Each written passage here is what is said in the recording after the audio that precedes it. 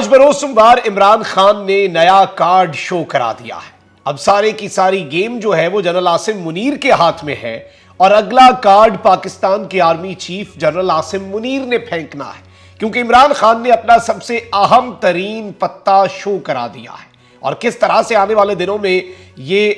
جو پتہ عمران خان صاحب نے شو کرایا ہے یہ آنے والے دنوں کی سیاست کو شیپ کرے گا، اس بات پر بھی ڈسکشن کر لیتے ہیں۔ اور ساتھ ہی ساتھ یہ کتنا اہم ہے، عمران خان صاحب کی عدالتوں میں پیشی، اسلام آباد میں آج کیا کچھ ہو رہا ہے، اس حوالے سے بھی ڈیولپمنٹس ہیں۔ جبکہ دوسری جانب ایک اور بہت بڑی خبر ہے، شاہین صہبائی، عادل راہجہ، حیدر مہدی اور ڈاکٹر معید پیرزادہ، ان چار لوگوں کے حوالے سے ایک بہت بڑی خبر آ چکی ہے جو کہ ظاہری بات ہے کہ ان کے لیے انتہائی تشویشناک ہے۔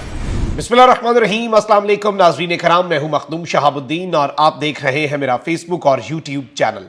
امید کرتا ہوں آپ سب لوگ بخیر و عافیت ہوں گے اور جہاں بھی ہوں گے اپنے اہل خانہ سمیت خوش بھی ہوں گے اور محفوظ بھی۔ ناظرین کرام، سابق وزیر اعظم پاکستان عمران خان اس وقت ڈٹے ہوئے ہیں، اس وقت میدان میں مقابلہ کر رہے ہیں، میدان سے بھاگنے کا سوال ہی پیدا نہیں ہوتا۔ بہت سی آفرز عمران خان کو کی گئیں لیکن عمران خان ان آفرز کو نہیں مان رہے، کیونکہ ظاہری بات ہے وہ آفرز یہ اسی طرز کی ہیں کہ اپنی سیاست کو خود مائنس کر دیں۔ ساتھی ساتھ چھوڑ گئے، نئی پارٹی بن گئی، اس میں بندے شامل ہو گئے، اپنے لوگ ساتھ چھوڑتے جا رہے ہیں، کارکنان اس وقت جیلوں میں ہیں، خود پر اس وقت قتل سے لے کر ہر طرح کا دنیا کا کوئی ایسا جرم نہیں ہوگا جس جرم کا مقدمہ عمران خان پر نہ ہو۔ بیوی، آگے سے بیوی کے بیٹے، اپنی سگی بہن اور آگے بہنوئی، سب پر مقدمات ہو چکے ہیں، لیکن اس کے باوجود وہ شخص ڈٹا ہوا ہے۔ اس نے کہا تھا کہ میں ملک نہیں چھوڑوں گا، میں یہاں پر پاکستان میں رہ کر مقدمات کا سامنا کروں گا۔ پھر آج یہی ہوا، صبح 6 بجے عمران خان نکلے اپنی رہائش گاہ زمان پارک سے اسلام آباد کے لیے، کیونکہ عدالتوں کا وقت جلدی شروع ہو جاتا ہے۔ صبح 5-6 بجے عمران خان صاحب کی جب روانگی ہوئی اس کے بعد وہ اسلام آباد گئے۔ امکان یہ تھا کہ خان صاحب اسلام آباد سے تمام تر کیسز جو ہیں ان میں اپنی ضمانتیں کروائیں گے، لیکن عمران خان صاحب نے اسلام آباد ہائی کورٹ سے اپنی ضمانتیں تو کروائیں جو اسلام آباد ہائی کورٹ میں کیسز تھے، لیکن کچھ کیسز ان کے ایف ایڈ کچہری میں تھے۔ ایف ایڈ کچہری کی سیکیورٹی کے اوپر پہلے بہت دفعہ ہم بھی بات کر چکے ہیں، چیزیں آپ کے سامنے رکھ چکے ہیں۔ عمران خان صاحب نے اس سیکیورٹی کے اوپر ایف ایڈ کچہری میں اپنی پیشی کے اوپر تحفظات کا اظہار بھی کیا تھا۔ خان صاحب کے اوپر قاتلانہ حملہ بھی ہو چکا ہے، خان صاحب کی جان کو بھی خطرہ ہے، اور آپ کو یاد ہوگا کہ ایک کیس جو ہے وہ پھر عمران خان صاحب کے پیشی کے لیے جوڈیشل کمپلیکس میں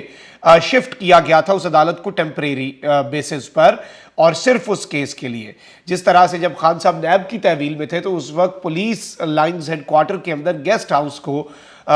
جو عدالت بنا دیا گیا تھا ٹیمپریری بیسس پر، اور یہ چیف کمشنر کے احکامات ہوتے ہیں۔ تو خان صاحب نے درخواست دائر کی ہے اسلام آباد ہائی کورٹ کے اندر، اور اس درخواست کے اندر کہا گیا ہے کہ جی عمران خان صاحب کی جان کو خطرہ ہے، انہوں نے اپنے کیسز میں پیش ہونا ہے، انہوں نے اپنے کیسز میں ضمانت کروانی ہے، اور ان پر قاتلانہ حملہ آلریڈی ہو چکا ہے، فیڈ کچہری کا کیس پہلے اسٹیبلش ہو چکا ہوا ہے کہ وہ سیف نہیں ہے، خان صاحب وہاں پر نہیں جا سکتے، اس لیے حکم دیا جائے کہ عدالت جو ہے وہ شفٹ کی جائے جوڈیشل کمپلیکس یا پھر سیف مقام جو ہوتا ہے وہاں پر۔ اسلام آباد ہائی کورٹ نے کہا کہ دیکھیں آپ ڈائریکٹلی ہمارے پاس نہیں آ سکتے، یہ چیف کمشنر کا فیصلہ ہوتا ہے، آپ پہلے چیف کمشنر جو ہے اسلام آباد کے انہیں درخواست دیں، جو کہ ایک بیوروکریٹ ہوتا ہے جو کہ گورنمنٹ کے انڈر آتا ہے، آپ انہیں درخواست دیں، اور اگر وہ اس درخواست پر فیصلہ نہیں کرتے پھر آپ عدالت میں آئیں۔ خان صاحب کی طرف سے پھر چیف کمشنر کو بھی درخواست دی گئی جس پر ظاہری بات ہے کوئی جواب نہیں آیا۔ اس کے بعد ایک فوری طور پر متفرق درخواست جو ہے مسلینیس اپلیکیشن جو ہے وہ اسلام آباد ہائی کورٹ کے اندر پھر سے دائر کی گئی۔ ایک جج صاحب نے آج عمران خان صاحب کا ایک کیس سننے سے معذرت بھی کی، اور اس سب کے اندر جو درخواست دی گئی اس میں یہی ہے کہ جی فیصلہ نہیں ہو پا رہا، یہ ارجنٹ بیسس پہ اس معاملے کو ٹریٹ کیا جائے، اور عمران خان صاحب نے یہ درخواست کی ہے کہ ان کی عدالت جو ہے وہ شفٹ کر دی جائے کیونکہ ان کی جان کو خطرہ ہے۔ اب عمران خان صاحب جب کمرہ عدالت میں موجود تھے، ظاہری بات ہے جج صاحب کے آنے سے پہلے بہت سی چیزوں کے اوپر صحافی جو وہاں پر موجود ہوتے ہیں وہ گفتگو کرتے ہیں، اور خان صاحب کی جتنی ڈسکشنز ہیں وہ بڑی اہم ہوتی ہیں۔ میں آتا ہوں عادل راجہ، حیدر مہدی صاحب اور باقی وجاہت سعید اور ڈاکٹر معید پیرزادہ صاحب جو ہیں، ان کے اوپر ان کے ساتھ کیا معاملہ بنا ہے، وہ کیا ڈیولپمنٹس ہیں، اور ابھی مزید آپشنز اسٹیٹ کے پاس کیا ہونے جا رہے ہیں، اس پر بھی بات کر لیتے ہیں۔ پہلے میں آپ کو خان صاحب کی گفتگو بتا دوں۔ عمران خان صاحب نے کچھ باتیں کی اور بڑی تفصیلی اور بڑی تسلی سے خان صاحب نے گفتگو کی۔ عمران خان صاحب نے دعویٰ کیا کہ سابق army chief general retired Qamar Javed Bajwa نے میری پیٹھ میں چھرا گھونپا، میں باجوہ کو ڈی نوٹیفائی کر سکتا تھا، 3 دفعہ اسے خوف تھا کہ میں ڈی نوٹیفائی باجوہ کو کروں گا، لیکن اس کے باوجود میں نے باجوہ کو ڈی نوٹیفائی نہیں کیا۔ انہوں نے یقین دہانی بھی کروائی کہ وہ صحافی ارشد شریف شہید کے قتل کیس میں JIT سے تعاون کریں گے۔ عمران خان صاحب نے کہا کہ جو مجھ سے بات کرنا چاہتا ہے اس کے لیے وی کو ڈالا پہنچ جاتا ہے، یہ کیا مسئلہ ہے؟ یعنی ظاہری بات ہے جو میرے سے بات کرنے کے لیے آتا ہے یا کچھ بھی ہوتا ہے اسے اٹھوا لیا جاتا ہے۔ چیئرمین PTI نے صحافیوں سے کہا جاتا ہے کہ عمران خان آئے گا تو بدلہ لے گا، یعنی عمران خان آئے گا تو ریونج لے گا، عمران خان آئے گا تو سب کو اٹھوائے گا، سیاستدانوں سے لے کر جو ظاہری بات ہے کہ عمران خان صاحب یہ بات پہلے کر چکے ہیں، اور عمران خان صاحب یہ دعویٰ کر چکے ہیں کہ جی موجودہ چیف جو ہے انہیں لگتا ہے کہ عمران خان اگر اقتدار میں آ گیا تو وہ موجودہ چیف کو سیک کر دے گا، اور اس کے علاوہ سیاستدان بھی ڈرے ہوئے ہیں کہ عمران خان آ کر بدلہ لے گا۔ تو اس سب کے اوپر عمران خان صاحب نے کہا کہ جی نبی کریم صلی اللہ علیہ وآلہ وسلم رحمت دو جہاں رحمت للعالمین صلی اللہ علیہ وآلہ وسلم کے امتی ہیں، انہوں نے سب کو معاف کیا، میں وزیر اعظم بن کر ذات کے لیے نہیں بلکہ رول آف لا جو ہے اس کے لیے کوشش کروں گا، اور اپنی ذات کے اوپر کیے گئے تمام تر اقدامات جو ہیں ہر چیز کو میں معاف کر دوں گا اور معاف کر کے آگے بڑھوں گا۔ اور عمران خان صاحب نے بہت بڑی بات کر دی کہ میں تو اس کا امتی ہوں جس نے سب کو معاف کر دیا، تو میں کیسے سب کو معاف نہیں کروں گا۔ اس سب کے اندر خان صاحب نے اور بھی کچھ باتیں کہی ہیں، اور اس سب کے اندر میں آپ کو یہ بھی بتا دوں کہ عمران خان صاحب جو ہے ان کے حوالے سے کچھ چیزیں ہوئی ہیں۔ چارٹر آف ڈیموکریسی سے متعلق خان صاحب سے سوال ہوا، جس پر عمران خان صاحب نے کہا کہ اب صورتحال جو ہے وہ مختلف ہے۔ عمران خان نے مزید کہا کہ حکومت نے جو بجٹ دیا ہے اس کو اب آگے جا کے کون چلائے گا، قرضوں پر سود وفاقی بجٹ سے زیادہ ہے، ان کے پاس کوئی حل ہے نہیں۔ عمران خان صاحب نے کہا کہ ملک کی آمدنی بڑھانے کے علاوہ کوئی حل نہیں، ملک کا دیوالیہ نکل گیا ہے، انڈسٹری تباہ ہو گئی ہے، درآمدات 13% نیچے گر گئی ہے، ڈالر کم ہو گئے ہیں، جو طاقتیں بیٹھی ہیں ان سے پوچھتا ہوں، اب یہ بڑی امپورٹنٹ بات ہے کہ جو بیٹھی ہیں اوپر طاقتیں، جو اصل طاقتیں ہیں، میں ان سے پوچھتا ہوں ٹھیک ہے آپ نے مجھے باہر کر دیا، لیکن کیا یہ حل ہے؟ بھائی مجھے باہر کر کے ملک کا یہ حال کروانا تھا، ان لوگوں کو مسلط کرنا تھا، مجھے کر دیا، کوئی مسئلہ نہیں، کوئی غم نہیں، ملک کا یہ حال کروا دیا، اس پر تو سوچے ملک کو کون اس دلدل سے نکالے گا، اس دلدل کے اندر جو ملک کو دھکیل دیا گیا ہے، اس دلدل سے ملک کو کون نکالے گا، آگے کا پلان کیا ہے یہ سوچے۔ سابق وزیر اعظم نے کہا کہ میری بہن کے اوپر 6 ارب روپے کی زمین کا الزام ہے، میں چیلنج کرتا ہوں کہ صحافی وہاں جا کر خود دیکھیں اور اس کی قیمت کا تخمینہ لگائیں، میں انہیں 5 ارب کی بیچ دیتا ہوں۔ انہوں نے یہ بھی کہا کہ میں نے کسی سے غداری نہیں کی بلکہ مجھ سے غداری ہوئی ہے اور مجھے دھوکہ دیا گیا، میری پیٹھ میں چھرا گھونپا گیا، لیکن اس سب کے اندر میں نے پھر بھی کوئی ایسا اقدام نہیں کیا، کوئی ایسی چیز نہیں کی جو کہ معاملات کو خراب کرے، جو کہ حالات کو خراب کرے۔ جب باجوہ کو سیک کر سکتا تھا میں نے سیک نہیں کیا، میں ملک میں استحکام چاہتا تھا، میں ابھی بھی ایسا کچھ نہیں کروں گا۔ سابق وزیر اعظم اور چیئرمین PTI نے کہا کہ میں اگر وزیر اعظم بنا تو کسی کے خلاف کارروائی انتقامی بنیادوں پر نہیں ہوگی، مذاکرات میں صرف، اب یہ وہ بات ہے جو میں نے اپنے ابتدائیے میں آپ کے سامنے رکھی کہ مذاکرات صرف میں آرمی چیف سے کروں گا، وزیر اعظم شہباز شریف سے کسی قسم کے کوئی مذاکرات نہیں کروں گا۔ اب یہ ایک ایسی مس کال ہے، یہ ایک ایسا پیغام ہے، یہ ایک ایسا کارڈ ہے، یہ ایک بال جو ہے یہ آرمی چیف کے کورٹ میں عمران خان صاحب نے آج پھینک دی ہے۔ عدالت پیشی کے موقع پر صحافیوں سے گفتگو کرتے ہوئے سابق وزیر اعظم عمران خان صاحب نے کہا کہ اصل طاقت اور فیصلہ سازی اسٹیبلشمنٹ کے پاس ہے۔ ان سے پوچھا گیا کہ حکمران اتحاد کی جماعت جو ہے نون لیگ، اس نے تو واضح کیا ہے کہ مذاکرات شہباز شریف سے ہوں گے، مگر آپ اسٹیبلشمنٹ کو بیچ میں کیوں لاتے ہیں؟ آپ بار بار اسٹیبلشمنٹ کی بات کیوں کرتے ہیں؟ اس پر عمران خان نے رد عمل دیا کہ اصل طاقت اور فیصلہ سازی تو اسٹیبلشمنٹ ہی ہے نا، ان سے بات کرنے کا فائدہ، ان کے پاس آنے کا فائدہ۔ اور اس سارے کے سارے معاملے کے اندر میں آپ کو یہ بتا دوں کہ اس ساری کی ساری صورتحال کے اندر جو اب ڈیولپمنٹس ہو رہی ہے، اس میں عمران خان صاحب کی یہ بات بڑی عام ہے۔ خان صاحب نے پہلے بھی کہا میں اپنی ذات کے لیے اسٹیبلشمنٹ کو نہیں کہہ رہا کہ میرے ساتھ بیٹھو، میں اپنی ذات کے لیے chief of the army staff general Asim Munir صاحب جو ہے انہیں نہیں کہہ رہا کہ میرے ساتھ بیٹھو، میں پاکستان کے لیے میرے ساتھ عوام ہے، مجھے ابھی تک کچھ نہیں ہو رہا، میں ابھی تک جب اتنا آگے تک میں نکل آیا اور ابھی تک میں چیزوں کو لڑ ہی رہا ہوں نا میدان میں اتر کے، تو میں آگے بھی کر لوں گا، میرے لیے اتنا مسئلہ نہیں ہے، لیکن میں پاکستان کی خاطر یہ چاہتا ہوں۔ ظاہری بات ہے اب اس چیز کو ریسیپروکیٹ جو ہے وہ کرنے کا جو